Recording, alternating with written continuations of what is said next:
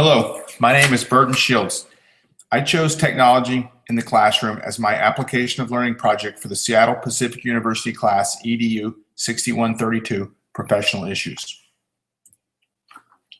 A snapshot of a classroom from around 1915 looks very bland compared to today's classroom. The 1915 classroom had a blackboard, student desk, chairs, bookshelves, and a desk for the teacher. A classroom today will have at least a computer, whiteboards, possibly a smartboard, and a projector in addition to what the 1915 classroom had. When the students arrive, they bring with them smartphones, music players, tablets, headsets, and or laptops, in addition to the stuff the 1915 students carried. While we may think, wow, we sure are sophisticated, all this technology does not automatically transfer into more learning. For one thing, in 1915, there were less distractions. With the personal computer boom in the 1990s, computers started making their way into the classroom. Data on the impact of technology in the classroom is mixed. Kyrene School District near Tempe, Arizona, and Mooresville, North Carolina School District have invested heavily in technology. In both school districts, the students have laptop computers and the classrooms are outfitted with the latest technology to aid teachers, such as smartboards. However, the districts have had strikingly different results. In Kyrene, the students' test scores have been flat. There are other educational benefits, but test scores are the common metric, and theirs have not improved between 2005, when the new technology became planned, started, and 2011. In Mooresville, North Carolina, on the other hand, they have seen a significant rise. Between 2008 to 2011, the district went from 73 to 88% of students meeting proficiency standards in math, science, and reading. Their graduation rate went from 80 to 91%. Why are the two district results so different? One answer may lie in how they are employing the new technology. I was struck by a line in the article about Kyrene, quote, "In this technology-centric classroom, students are bent over laptops," end quote. Contrary to this quote, the superintendent of the Mooresville district said, "This is not about the technology. It's about changing the culture of instruction, preparing students for their future." The introduction of technology into a classroom is independent of the type of instruction involved. In other words, students can use a laptop computer to do exercises that are based on direct instruction, which is little different than a teacher lecturing. Khan Academy videos are direct instruction. Likewise, technology can be used as an indirect instruction or constructionist manner. Martinez and McGrath described the teacher as a facilitator of new learning who used technology as a tool.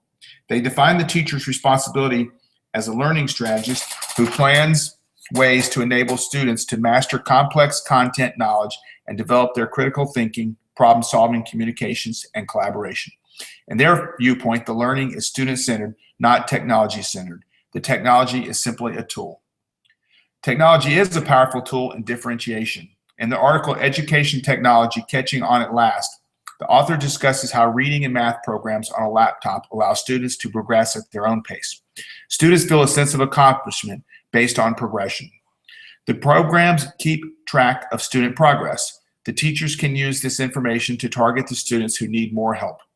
Without a computer programs, this type of differentiation can be very difficult.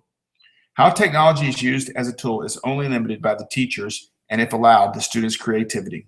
As an example, in the Kyrene School District English classes write online blogs about Shakespeare as you like it. Technology as entertainment.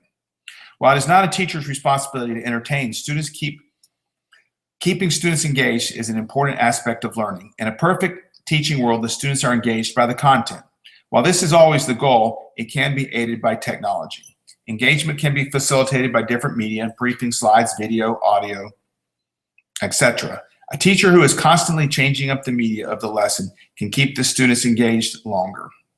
I recently observed a teacher play algebra basketball. The class was split into two teams and the kids could pick problems to solve. One team presented their solution and the other team decided whether or not to challenge the solution. This game could have been played without the teacher's laptop and smartboard, but it made it easier and it was less work for the teacher.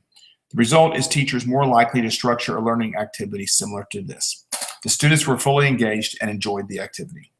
The use of technology as a classroom management tool is here to stay and only get better. The days of paper grade books and attendance sheets, if not already gone, are limited. Where districts have an automated management system, students and their parents can see assignments and grades online as soon as the teacher posts them.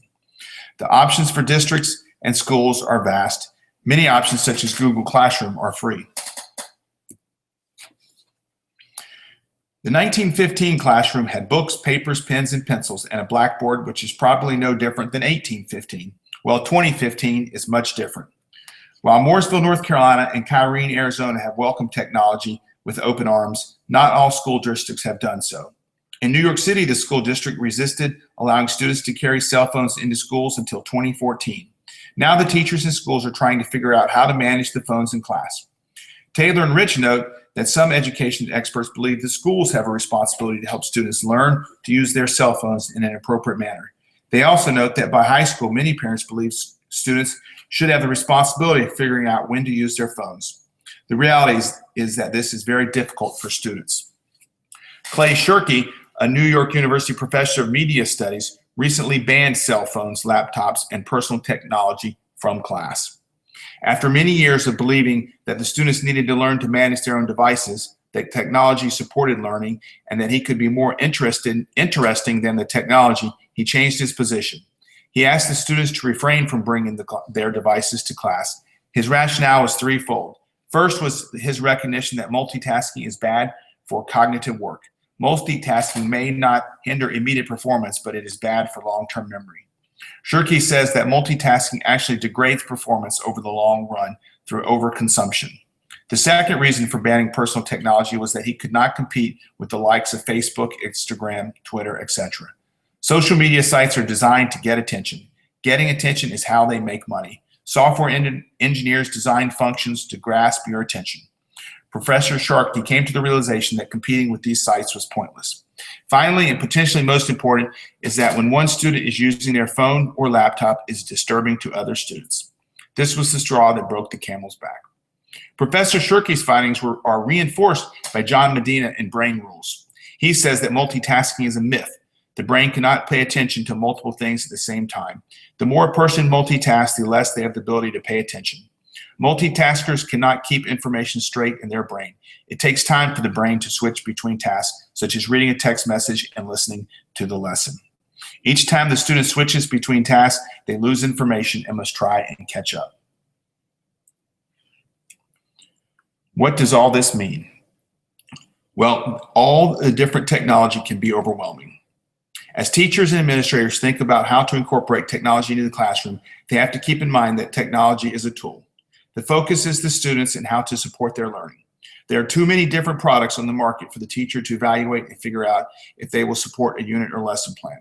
There are multiple ways to combat this challenge. Technology can be a focus area of professional learning communities. Districts or schools can hire technology personnel.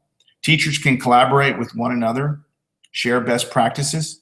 Teachers can participate in professional forums that evaluate technology in the classroom. Technology can be a distractor in the classroom. While banning cell phones from school is not the answer in the classroom, they need to stay in the backpacks.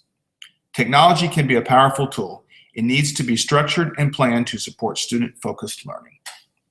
Thank you.